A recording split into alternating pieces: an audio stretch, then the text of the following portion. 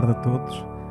Então, como a doutora Joana Bordalissá disse, o meu nome é Rui Bernardino, sou médico interno de Medicina do Trabalho na ULS da região de Aveiro e é com muito gosto e é uma honra vir aqui partilhar a visão dos internos e dou desde já o aviso que falar em nome de 10 mil médicos diferentes, claro que é com uma pressão e responsabilidade imensa, mas claro que existem sempre opiniões diferentes, mas vou tentar sempre distinguir aquilo que são os factos, aquilo que é a minha visão, a visão das pessoas que me são próximas, para distinguir aqui os assuntos de forma a refletir melhor a visão de todos os internos do país. E então, como preâmbulo, ainda antes de entrar em tópicos mais específicos, ao vir para cá, primeiro estava contente de saber que iam haver médicos e médicos internos reunidos para falar destes assuntos, porque estes assuntos devem ser falados. E ainda antes de falar de assuntos específicos, a preparar esta apresentação, eu lembrei-me da lenda de Zeus, Prometeus e Epimeteus. Segundo esta lenda, Zeus, deus dos deuses, tinha encarregue Prometeus e Epimeteus de criar a Terra, sendo que Epimeteus começou por fazer o mar, criar todos os animais, todas as plantas, e quando tudo isto já estava feito, Prometeus perguntou, então, e agora qual é o meu papel? O que é que eu tenho de fazer? E Zeus disse-lhe, agora tu tens de criar o ser humano. E ele, o ser humano? Mas com tanta coisa na Terra, o que é que o ser humano tem de fazer? E Zeus respondeu-lhe, ele terá em si todos os poderes que há à face do planeta. E Prometeu, ainda sem saber muito bem o que é que ele teria então de fazer, disse, então ele irá voar, mergulhar, correr mais rápido que todos os animais? E Zeus disse-lhe, não é isso que ele irá fazer. Ele terá todos os poderes, não só, que é o poder de pensar. Então convido-vos todos aqui a pensar e a respeitar as opiniões uns dos outros. E então, como introdução sobre aquilo que são os números daquilo que são os internos e os médicos cá em Portugal, muitas vezes é apresentado, mesmo nos meios de comunicação social, o problema da falta de médicos como uma falta a nível nacional, criando bastantes dúvidas a este respeito e criando bastante confusão, não só na nossa área, como depois na população em geral, como é óbvio. Mas os factos não variam de acordo com as opiniões, os factos são os factos. E se olhamos para este gráfico, que vai desde 1995 até 2010, vemos que em 1995 o número de vagas no curso de Medicina era de 475 a nível nacional e em 2010 é de 1.700. Portanto, as vagas aumentaram e não foi simbolicamente, aumentaram e aumentaram muito. E se pensarmos hoje em dia, aqui bem próximo de onde nos encontramos em Coimbra, na Faculdade de Medicina da Universidade de Coimbra, hoje em dia são 400 as vagas só lá por ano. O que até faz com que haja anfiteatros noutras faculdades com lotações inferiores ao número de alunos que há em Medicina, fazendo inclusivamente com que os alunos, para fazerem chegar a sua assinatura à folha de presença, arranjem formas bastante inovadoras e inventivas. Em cima disto, depois teremos sempre que somar os estrangeiros que pedem o reconhecimento dos seus cursos, que segundo divulgações dos últimos anos rondarão os 100 a 300 pessoas por ano. Isto faz com que, olhando agora para as escolhas que acabaram de decorrer há umas semanas atrás, para o internato de formação específica que começa em 2025, tínhamos na lista 2.432 candidatos para 2.167 vagas. E isto, em situações normais, se toda a gente escolhesse, faria com que 265 candidatos não tivessem nenhuma vaga, mas o que é curioso é que não foi isto que aconteceu. O que aconteceu é que tivemos 572 candidatos que optaram por não escolher nenhuma vaga, portanto 24% de todos os candidatos, fazendo com que 307 dessas vagas acabassem por ficar sem preencher, tendo vindo este número ao longo dos anos sempre a subir. E isto tem de ser algo bastante preocupante. Estamos a falar de um quarto dos candidatos a não escolher nenhuma vaga, de vagas muito diversas, e isto não é uma questão de moda. A maioria das pessoas continua a escolher uma vaga e a esmagadora maioria dos internos quer prosseguir com a sua formação através do internato de formação específica. E se eles optam por não escolher nenhuma vaga é porque algo de muito grave se passa e isso tem de ser debatido para se poder chegar a propostas que implementem mudanças para que isto deixe de acontecer.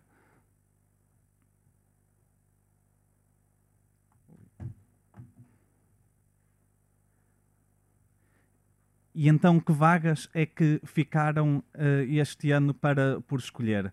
Este então aqui é o mapa de vagas. Vemos que temos aqui especialidades bastante diferentes, umas com atividade assistencial na sua maioria do tempo, umas com atividade assistencial numa parte menor do tempo, umas que não têm quase atividade assistencial, ou não têm de todo, atividades com atividade cirúrgica, outras sem atividade cirúrgica, atividades que propiciam mais e menos investigação, e portanto são especialidades tão diversas que se calhar começamos a perceber que o problema pode ser de uma ou de outra especialidade, mas começa a haver um problema transversal a várias especialidades. Ainda assim, é sempre de mencionar que há especialidades que ano passado não tinham preenchido as vagas todas, como o caso das doenças infecciosas, medicina legal e oncologia médica, e que este ano tiveram as suas vagas preenchidas. Poderá ser só por base do acaso ou de coincidência, mas é sempre interessante averiguar porque é que estas vagas agora, felizmente, foram ocupadas. E então, agora aqui com o símbolo de conjunto vazio, o símbolo da matemática, que médicos é que eu acho que se vão enquadrar neste grupo? São os médicos que não escolhem nenhuma vaga para o internato de formação específica, porque são médicos que estão fora do internato e, com a estrutura que atualmente temos, acabam por ficar também fora da carreira médica, atendendo que as pessoas que recebem contrato sem termo, hoje em dia, mesmo no caso da medicina geral e familiar, são pessoas com especialidade e, portanto, tanto quanto eu saiba, não há pessoas sem especialidade a receber esses contratos. Portanto, são médicos que acabam por ficar fora do internato e fora da carreira médica.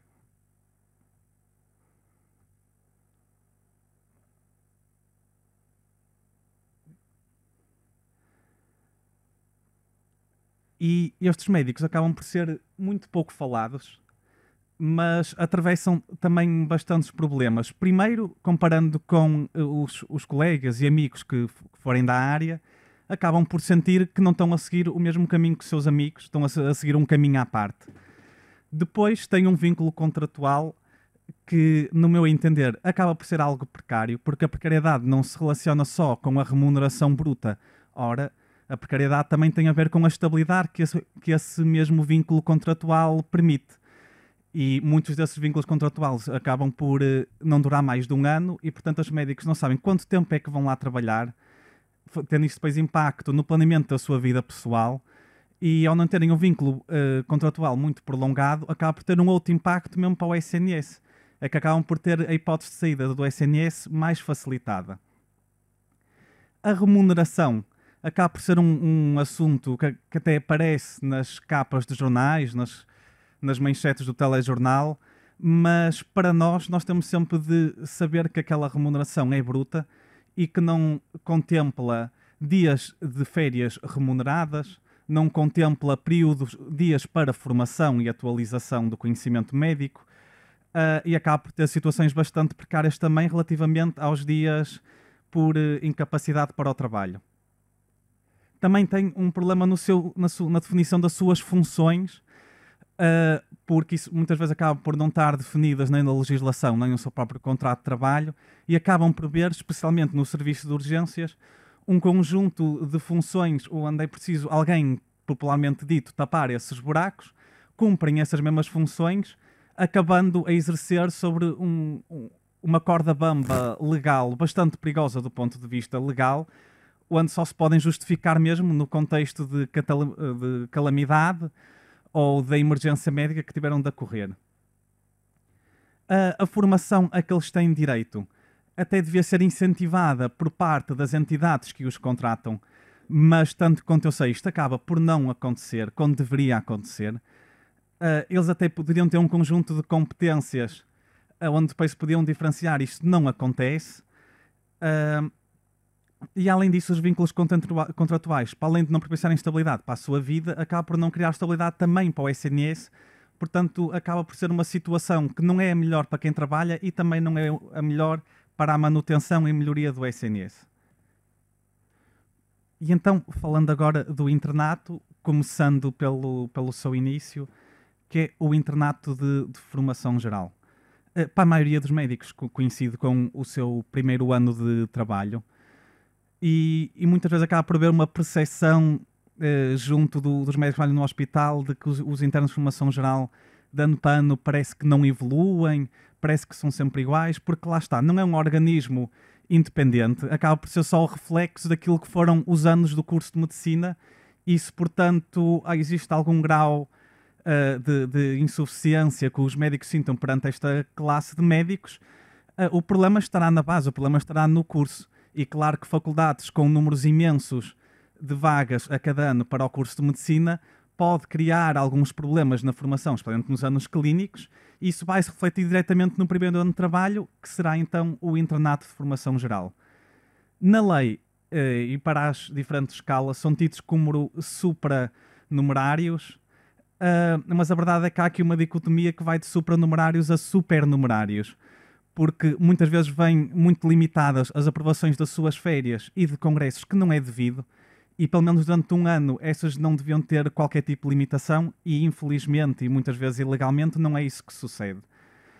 E supernumerários, em que sentido? Em muitas instituições acabam por ter vagas muitíssimo numerosas de internatos de formação geral para suprir as suas necessidades, mas atendendo a que são médicos legalmente sem autonomia, isto não pode suceder e não pode ser uma situação que normalizemos e que deixemos cristalizar ao longo do tempo. Muitas das suas funções e limitações estão descritas na legislação, mas também é importante informá-los até para a sua própria proteção de quais são as suas funções e limitações, e de forma a enriquecer e também para que possam consultar outras especialidades. É necessário voltar o debate relativo aos estágios opcionais, onde estes internos poderiam passar um período de tempo, podendo esse ser discutível, de 2 a 4 semanas, onde possam visitar e ter a realidade de especialidades onde não lidem durante o internato de formação geral. Quanto ao internato de formação específica mais prolongado de 4 a 6 anos, esta continua a ser a opção privilegiada para os jovens médicos para continuarem a sua formação e diferenciação, porém, se existem muitas vagas que não são escolhidas, é porque existem problemas em algum destes itens. Primeiro, o interno de formação específica vive na dicotomia de trabalhador, de formando e de médico. A que estas correspondem 3 legislações diferentes.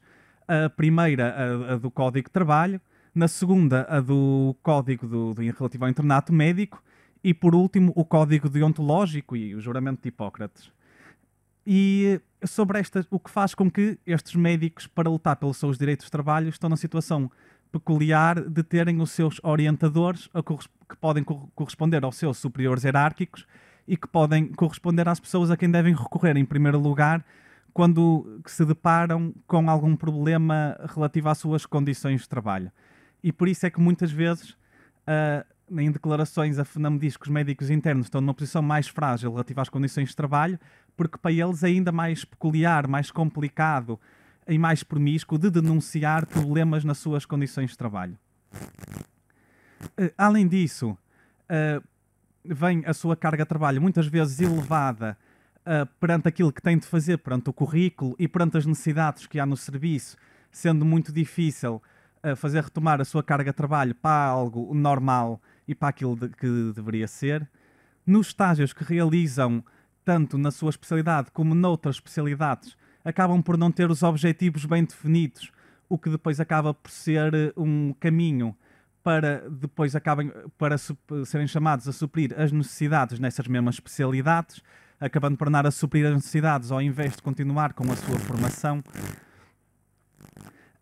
Há algo que seria interessante também, que é interessante debater para os internatos de formação específica, é o horário protegido para o estudo. E protegido de quê? Protegido das horas extraordinárias não planeadas e não remuneradas, protegido também das horas extras planeadas e espero eu, remuneradas, e atendendo que estas horas são muitas, acaba por ameaçar o período que os internos têm na sua vida para estudar, para se atualizarem e para fazerem o seu internato da melhor forma. E, portanto, se olharmos a internos que estão a realizar 12, 24, 36, 48 horas extraordinárias numa só semana, como é que vamos pedir a esse médico para estudar algo que seja necessário para ele? Como é que vamos pedir a esse médico para se apresentar com um período de descanso aceitável. Como é que vamos pedir a esse médico para participar em reuniões e participar em congressos e criar atividade científica de qualidade? E além disso, os internos de formação específica, enquanto realizam o seu internato, estão sempre a olhar para o futuro, porque lidam com os especialistas. E, portanto, o problema que se passa com os especialistas, não existe nenhuma parede opaca que os separe dos internos. E se os especialistas atravessam problemas, os internos também os identificam. E isto, claro que depois faz com que os médicos reflitam muito sobre prosseguir o seu internato e depois, mesmo quando terminam no seu internato, que futuro é que querem para a sua vida enquanto médicos especialistas.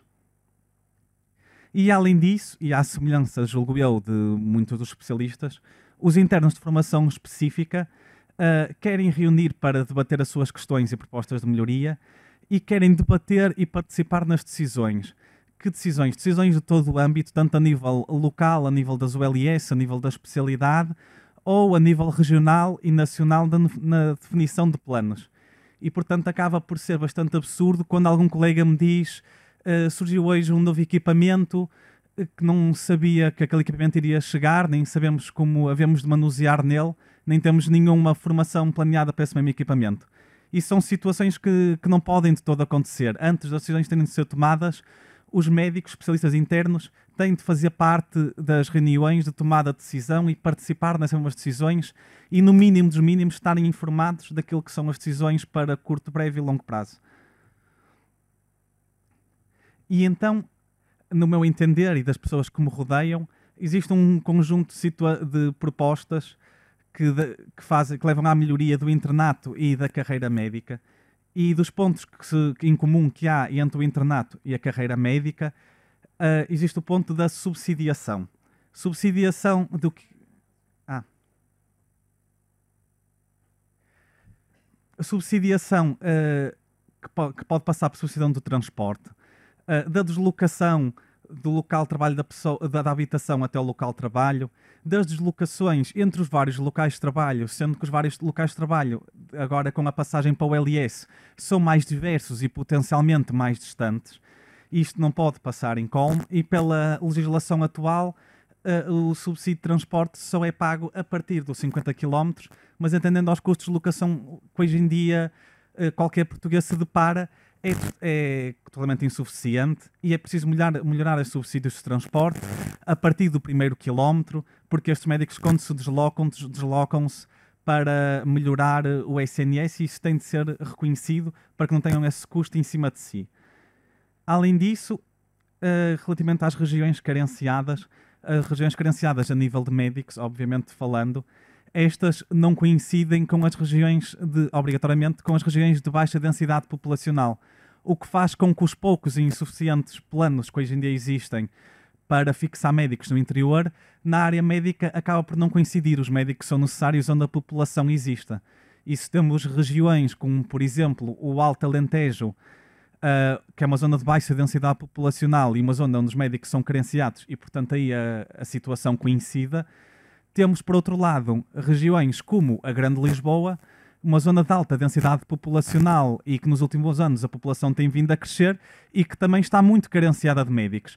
E, portanto, este assunto relativo à carência de médicos tem de ser tratado à parte e a nível da subsidiação, bónus, seja o título que for, é preciso a criação de um suplemento para que os médicos que se desloquem para essas regiões se encontrem numa situação financeiramente recompensada ou até melhorada relativamente a outras situações de trabalho, para que se desloquem para essas regiões, devendo esse subsídio ser bastante prolongados no tempo ou até definitivos para haver estabilidade para eles e para o SNS nessas regiões.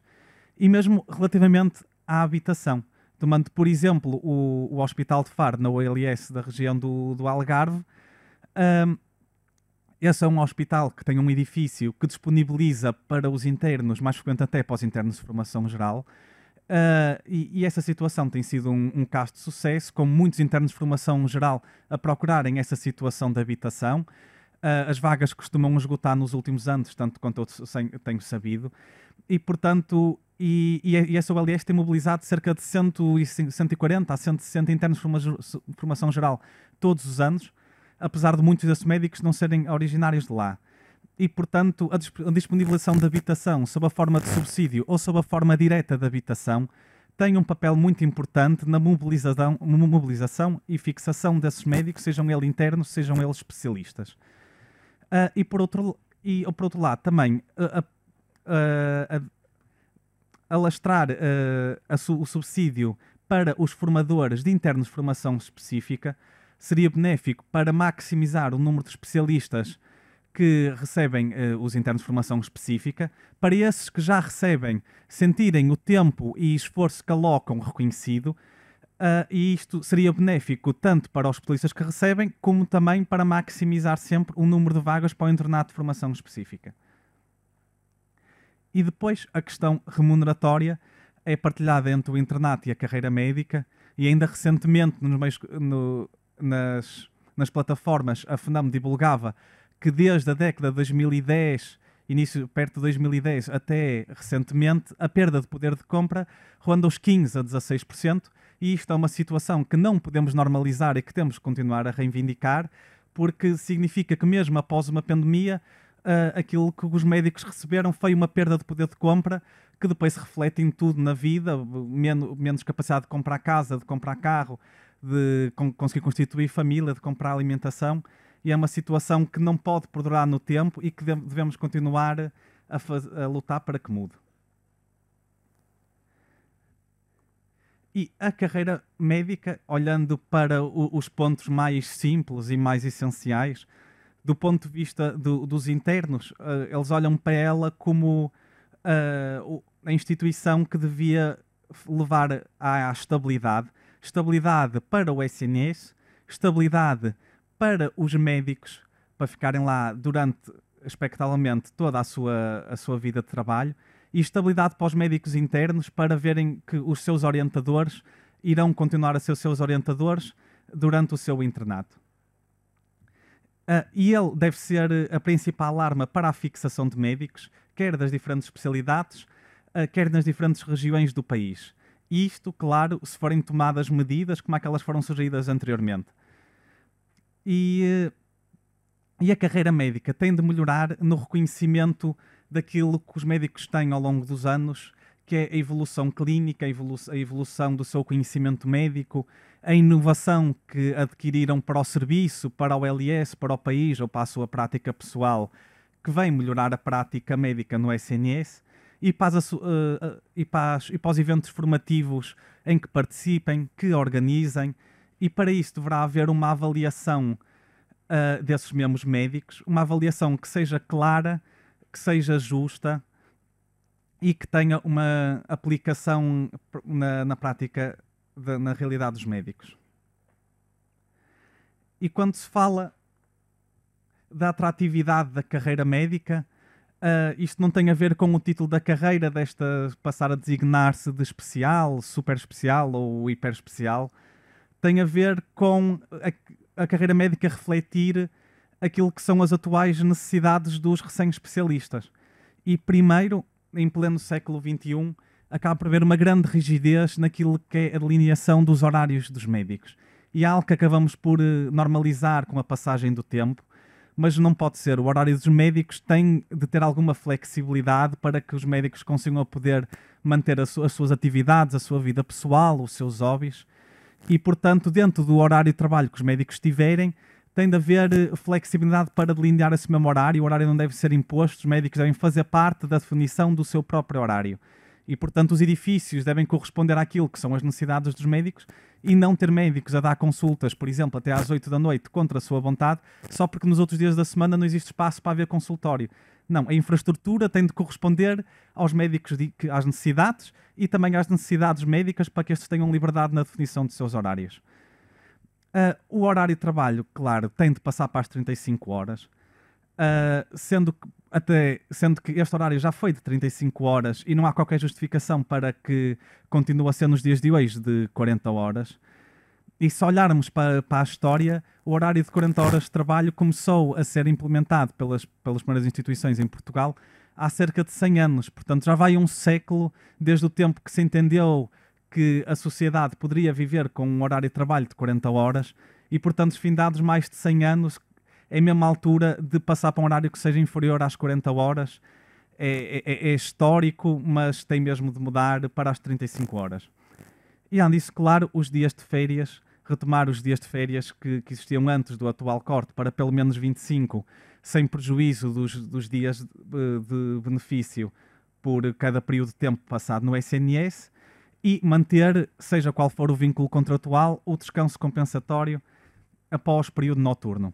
E relativamente a este mesmo horário de trabalho, a título histórico, ainda no século XVIII, houve um reino na atual região que corresponde à Inglaterra, que queria pôr queria pôr limites àquilo que era o trabalho infantil da altura. E ele então na altura emitiu um diploma onde dizia que as crianças só poderiam trabalhar a partir daquele dia, a partir dos 12 anos. E que as crianças só poderiam trabalhar 6 dias da semana e que elas só podiam trabalhar no máximo 12 horas por dia. E o engraçado é que, na altura, este documento foi muito mal visto por muitas entidades que diziam que sem essa mão de obra a produtividade do país estava posta em causa. Que se as crianças não trabalhassem os 7 dias da semana, não iria haver a produção necessária dos bens que o reino necessitava. E, portanto, é engraçado como acaba por ser histórico a contra-resposta perante a necessidade de diminuir a carga de horário da semana. Os argumentos acabam por ser muito similares ao longo da história. Somos sempre ameaçados que a produtividade está posta em causa, mas a verdade é que o que a história nos diz é que a produtividade não está posta em causa, e essa produtividade tem vindo a aumentar nos últimos anos, sempre a aumentar, e portanto não há qualquer justificação para o horário de trabalho se manter. E, portanto, dou assim por terminada a minha apresentação com estes reptos para aquilo que deve ser o futuro da carreira médica e do internato médico. Um horário de estudo mais protegido, uma formação reconhecida e que não seja alvo de chacota e de ameaças por parte das direções. Um horário para investigação que incentive efetivamente a prática de investigação de qualidade. O horário para investigação não é um horário para lazer, é um horário que beneficia todos, e os primeiros a serem beneficiados desses mesmos períodos de estudo e de investigação são os nossos utentes. E, portanto, devemos lutar por esses horários e esses incentivos com força, porque quem vai sair beneficiado é o SNS e são os utentes portugueses. E dou então por terminada a minha apresentação. Muito obrigado pela vossa atenção.